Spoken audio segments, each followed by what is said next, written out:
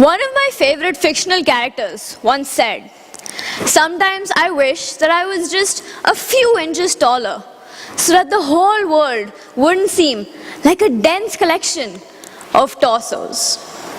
Good evening, respected contest chair, honorable panel of judges, and tall people of the audience. Imagine you were blessed to be short. Not a citizen of Lilliput, mind you, but definitely not Gulliver either. Your first encounter, constantly being reminded about how short you are. Or the generic conversation, "You're like really short." To which a reply being, "Oh, I had no idea." Really sends the person into hysterics, laughing at their own joke. Another exchange would go where the taller person would ask you how the weather is down there. An ideal reply for this is, "Forget the weather. Watch out for planes, you big freak. Just wait until I get my growth spurt." Number 2, when the countertop turns into a counter bottom, or mountain climbing. Let's say there's something on the top shelf of the kitchen cupboard that you really need. Well, an average sized person would just reach up and grab it. But for short people, it's a whole other story. First are the little bunny hops that fail to do anything but hurt you. Next, they attempt to use a step stool that goes in vain because you still can't reach. And then finally, you have to climb onto the counter, kneel on it, possibly bumping your head on the door, take whatever you need, and slowly clamber down. After which, you're exhausted and probably hurt.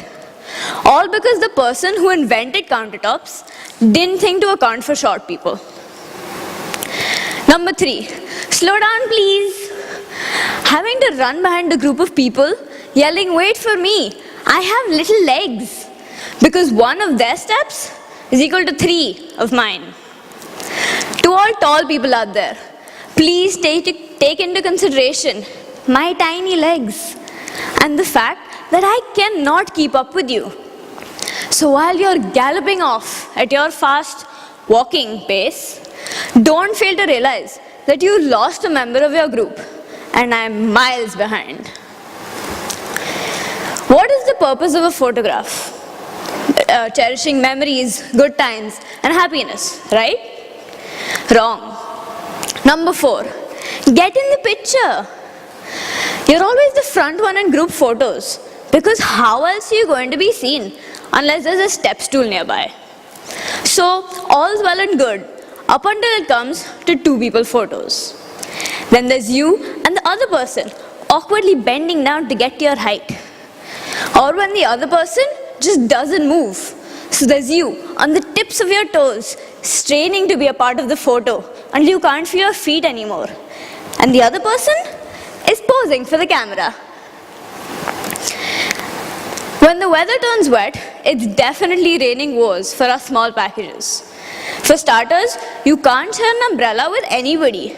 One of you is bound to get drenched. Which brings me to number 5. You're so tiny. Peer pressure. You're frequently an arm rest to most people. And when people need to turn around to look at you, they almost always end up elbowing you in the face. Standing in a circle with a group of your friends and having to look up for the entire conversation is not great for your neck. And please don't tell me to do yoga. That is a different matter altogether. Let me tell you, being short hurts, literally. But then again, there are the rare and unmissable moments of joy you get when you see someone shorter than you walk past. Admittedly, that person is usually a second grader, but that's beside the point. Number 6, how old? When people mistake you for being half the age you actually are. The exchange usually goes like so. "Hi, what's your name? How old are you?" "My name's Anushka. I'm 14.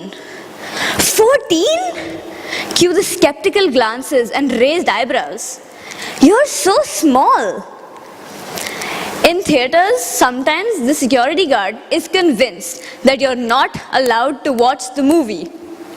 I can't tell you the number of times that I've walked into a PG-13 movie and the guard has questioned me 10 minutes into the movie because apparently I look like I'm 11. To be honest, he's not wrong, but I should really carry my birth certificate around with me, shouldn't I? Alright, forget the movie. Let's go out for dinner. Number 7, seats. Especially the tall ones in some restaurants that take some hard work to get onto.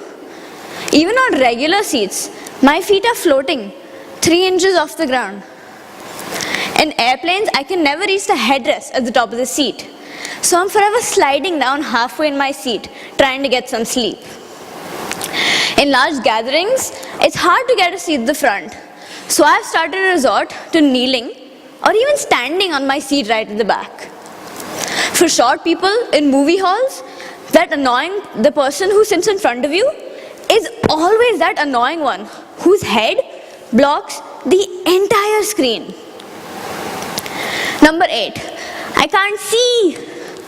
In crowds, large crowds, concerts, etc., you always have to awkwardly push past people, muttering, "Sorry, excuse me, short person coming through," amid annoyed glares, sharp elbows, and people who just refuse to move. So you're tossed around like a tiny coin into places where nothing and no one is supposed to fit into.